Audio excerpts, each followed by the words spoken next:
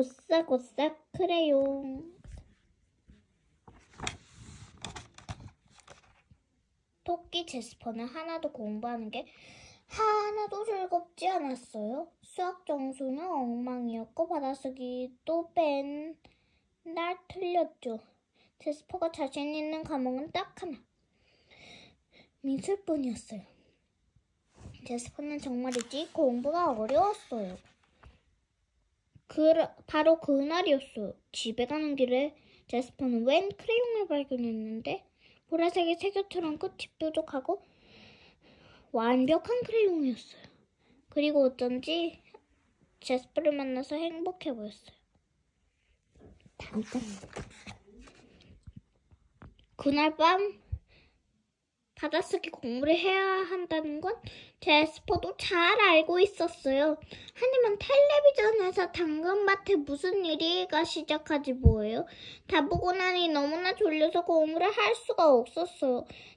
받아쓰기 시험은 최악이었어요. 단 한 문제도 제대로 쓸 수 있는 게 없었으니까요.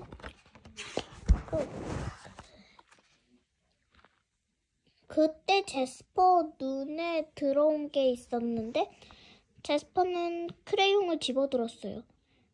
그러고는 곧바로 많은 답을 척척 쓰기 시작했어요.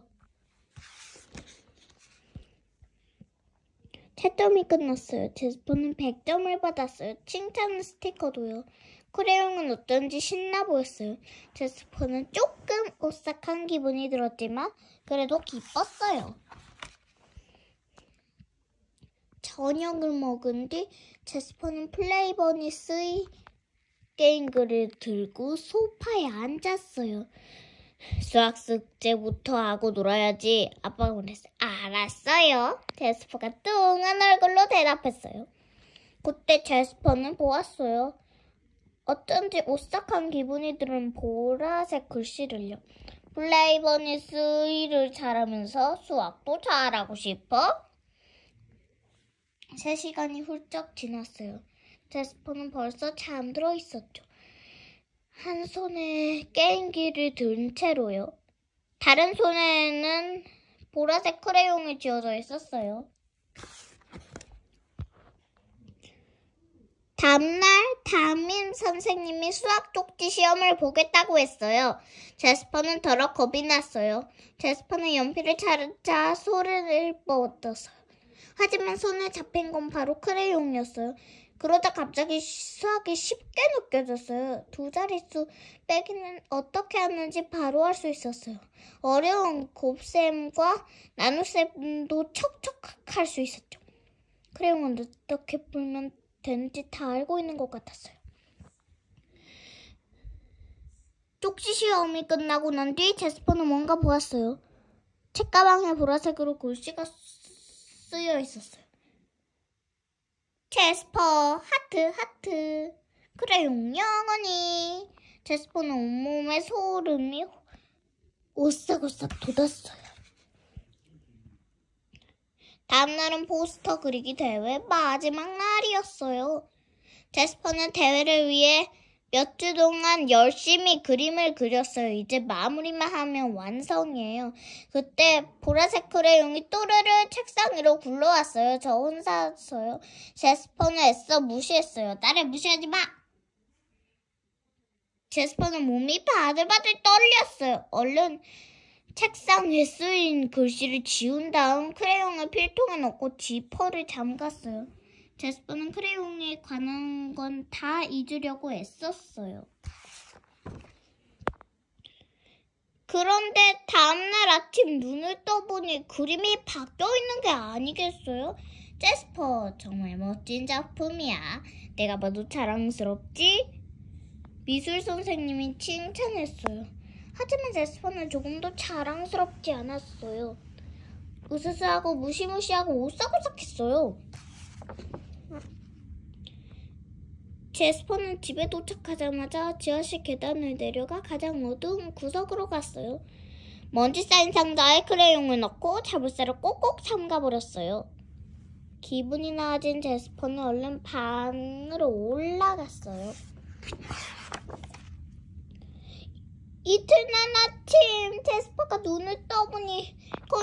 엄청 크게 넌 내가 필요해. 그리고 필통에는 오싹오싹 크레용이 들어있었어요.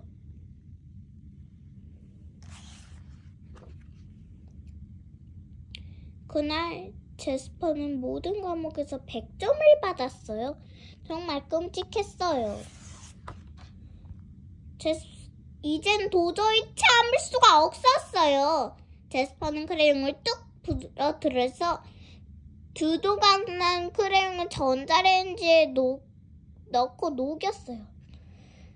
그런 다음 엉망이 된 크레용을 쓰레기통에 버렸어요. 그날 밤 제스퍼는 모처럼 편안하게 꿀잠을 잤답니다. 이튿날 아침 제스퍼가 눈을 떠보니 초등학교를 졸업하는 제스퍼의 모습이 그려져 있었어요.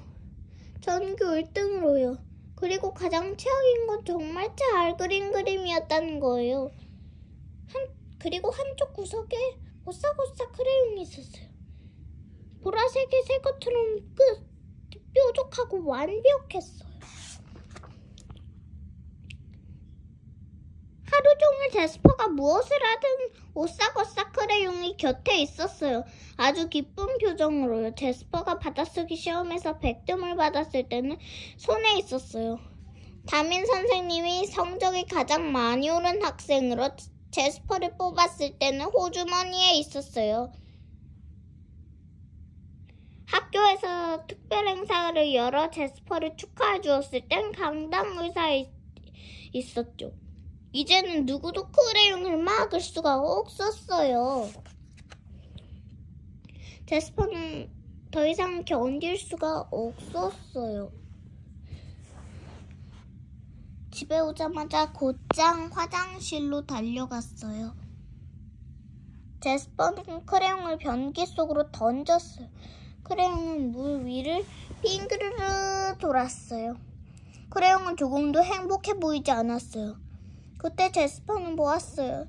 변기 한쪽에 쓰여있는 보라색 글씨를요. 내가 감히 어쩌겠다고? 하지만 제스퍼는 감히 해보기로 했어요.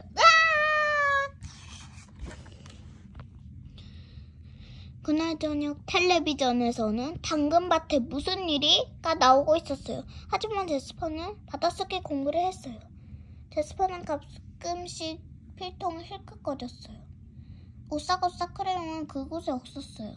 변기 뚜껑도 휘쳐져 보였어요. 오싹오싹 크레용은 그곳에 없었어요. 침대에 누워서 초조하게 벽을 바라보기도 했어요. 오싹오싹 크레용은 그곳에 없었어요. 제스퍼는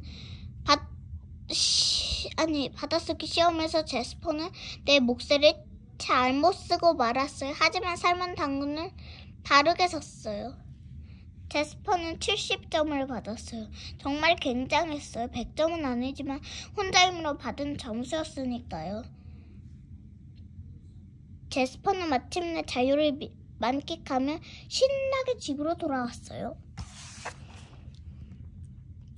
보라색 크레용은 아주 머나먼 곳에 오래된 하수관이 있었어요.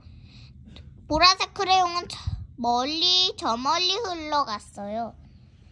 느릿느릿 조용하게 크레용은 여기저기를 떠돌았어요.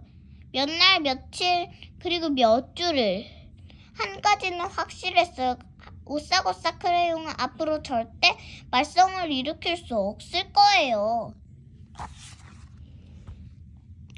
그러던 어느 날이었어요. 펠리컨 에리엇이 집에 가는 길에 웬 크레용을 발견했는데 보라색의 새 것처럼 끝이 뾰족하고 완벽한 크레용이었어요. 그리고 어쩐지 에리엇을 만나서 행복해 보였답니다.